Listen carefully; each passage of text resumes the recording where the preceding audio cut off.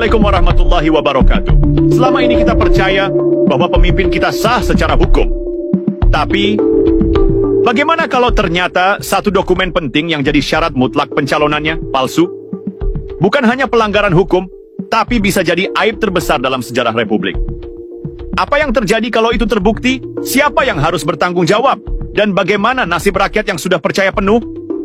Tonton video ini sampai akhir, karena fakta-fakta di video ini bisa bikin kamu tercengang.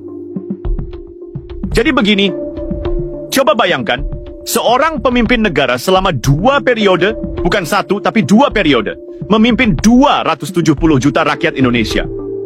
Ia mengambil keputusan besar, menandatangani proyek-proyek raksasa, memutuskan nasib bangsa, tapi tiba-tiba, di ujung masa jabatannya muncul pertanyaan mendasar. Apakah ijazah yang ia pakai untuk mencalonkan diri sebagai presiden, asli atau palsu? Pertanyaan ini bukan isapan jempol, bukan gosip murahan, karena disuarakan oleh banyak pihak, pengamat, advokat, bahkan mantan pejabat tinggi. Awalnya, sebagian dari kita mungkin menganggap ini cuma teori konspirasi. Tapi ketika mulai muncul analisa detail tentang tulisan di ijazah, tentang font yang disebut-sebut belum eksis di masa itu, tentang nama-nama yang tak bisa diverifikasi, dan juga kabar bahwa skripsinya tak bisa ditemukan di perpustakaan kampus, semua jadi terasa janggal. Publik pun mulai bertanya, siapa sebenarnya Joko Widodo? Apakah mungkin seseorang bisa naik hingga ke tampuk kekuasaan tertinggi dengan satu kepalsuan yang selama ini tertutup rapi? Di tengah kekacauan narasi ini, Universitas Gadjah Mada, alma mater yang disebut-sebut sebagai tempat Jokowi kuliah, akhirnya buka suara. Mereka menyatakan bahwa ijazah Jokowi adalah asli, bahwa data akademiknya lengkap, bahwa skripsinya ada, dan bahwa tidak ada yang aneh dari proses akademik beliau. Pernyataan ini mereka sampaikan secara resmi, bahkan menyebut tuduhan-tuduhan yang beredar sebagai fitnah yang menyesatkan. Tapi anehnya, masyarakat belum tenang. Kenapa? Karena penjelasan itu dianggap belum menjawab semua kejanggalan. Kenapa skripsinya tak bisa diakses publik? Kenapa saksi-saksi yang dulu pernah satu angkatan atau satu fakultas hampir tak ada yang bicara? Kenapa banyak pertanyaan dibiarkan menggantung? Sebagian pihak bahkan mengajukan gugatan hukum. Mereka ingin lembaga netral melakukan audit forensik pada dokumen itu. Mereka ingin kebenaran dibuka di pengadilan. Karena buat mereka, ini bukan soal pribadi Jokowi. Ini soal martabat bangsa. Ini soal kejujuran seorang pemimpin. Dan bagaimana bangsa ini bisa belajar dari masa lalu. Namun, perlu ditegaskan, hingga kini belum ada satupun putusan pengadilan yang menyatakan bahwa ijazah Jokowi palsu. Semua ini masih sebatas dugaan, dan dalam negara hukum, seseorang tetap dianggap tidak bersalah sampai terbukti sebaliknya. Tapi, kalau dugaan ini suatu hari terbukti benar, maka ini bukan sekadar pelanggaran administrasi. Ini bisa jadi titik balik sejarah bangsa. Sebuah noda besar dalam demokrasi Indonesia yang akan kita kenang selama-lamanya. Kalau suatu hari nanti, pengadilan memutuskan bahwa ijazah yang digunakan Joko Widodo untuk mencalonkan diri sebagai presiden adalah palsu, maka konsekuensinya tidak main-main. Ini bukan sekadar skandal pribadi. Ini adalah ledakan hukum dan politik yang bisa mengguncang pondasi negara. Pertama, kita harus mengacu pada Undang-Undang Nomor 1 Tahun 2023 tentang Kitab Undang-Undang Hukum Pidana, KUHP yang baru.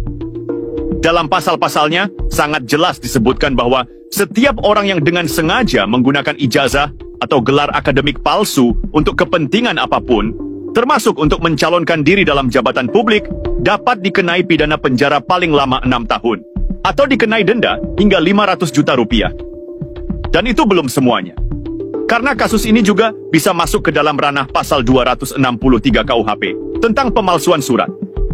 Pasal ini menyebutkan bahwa siapapun yang dengan sengaja membuat surat palsu atau memalsukan surat sehingga dapat menimbulkan kerugian bagi orang lain juga bisa dipidana penjara paling lama 6 tahun.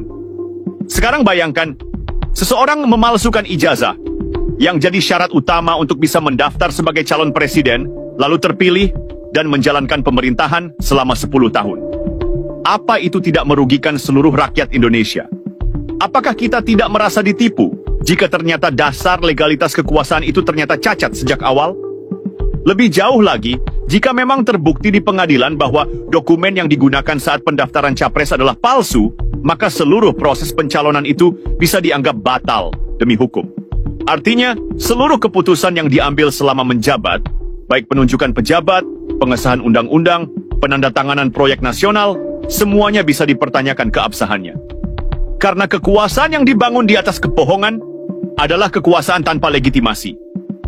Dan kita belum bicara soal etik dan moral. Bagaimana mungkin seorang pemimpin yang memalsukan identitas akademiknya bisa dipercaya sebagai pengambil keputusan tertinggi dalam negara? Bagaimana nasib kepercayaan rakyat? Bagaimana dengan masa depan demokrasi? Kasus ini, jika terbukti, akan jadi salah satu aib terbesar dalam sejarah Republik Indonesia.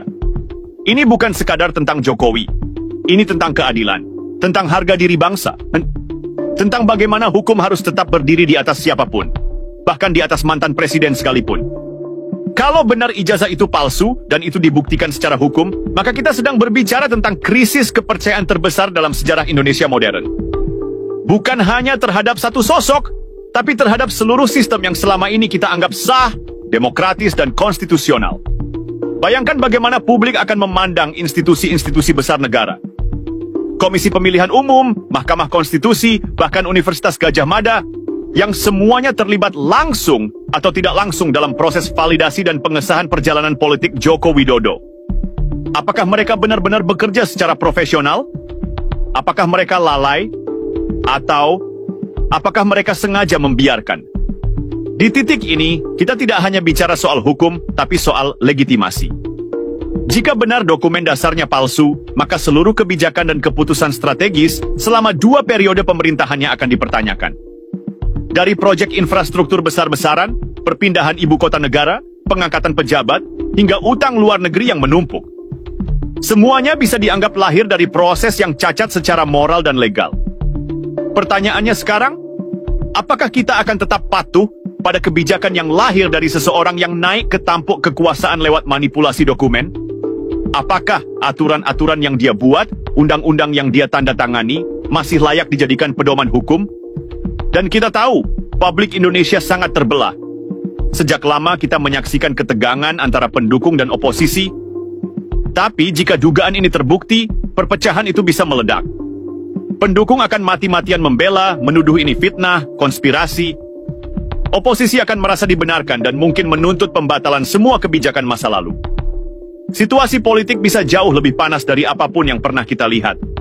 Media sosial akan semakin gaduh, percakapan keluarga bisa terpecah, bahkan di akar rumput, perbedaan pandangan bisa berubah menjadi konflik horizontal. Karena ini bukan lagi soal pilihan politik, tapi soal kebenaran dan keadilan yang dirasakan masing-masing kubu. Dan jangan remehkan dampaknya di mata dunia. Kredibilitas Indonesia sebagai negara demokrasi bisa runtuh seketika. Dunia internasional akan bertanya-tanya, bagaimana mungkin seorang presiden bisa naik ke kekuasaan dengan dokumen akademik yang ternyata palsu? Investor bisa mulai ragu. Negara-negara sahabat bisa mulai menjaga jarak. Reputasi kita sebagai bangsa akan tercoreng dan butuh waktu lama untuk membangunnya kembali. Ingat, kita bukan hanya sedang menilai satu orang. Kita sedang diuji sebagai bangsa. Apakah kita berani menegakkan keadilan meski menyakitkan? Atau kita akan memilih diam, menutup mata, dan membiarkan sejarah ditulis oleh kebohongan? Pilihan itu ada di kita semua. Kalau benar ijazah itu palsu, maka ini bukan hanya soal masa lalu. Ini bukan cuma tentang sejarah atau tentang satu nama yang sudah tak lagi menjabat.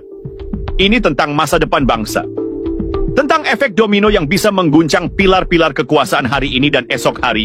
Coba kita pikir. Selama 2 periode kepemimpinan, seorang presiden bukan hanya mengendalikan roda pemerintahan.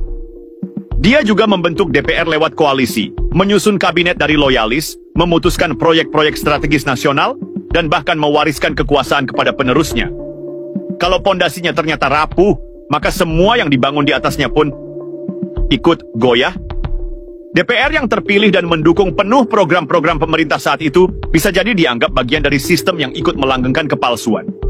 Kabinet yang diangkat, kebijakan yang diluncurkan, sampai penunjukan aparat hukum dan institusi negara, semuanya bisa dinilai tidak sah secara moral, bahkan mungkin secara hukum, jika terbukti ada kebohongan dalam pencalonan presiden. Dan ini bukan berhenti di situ.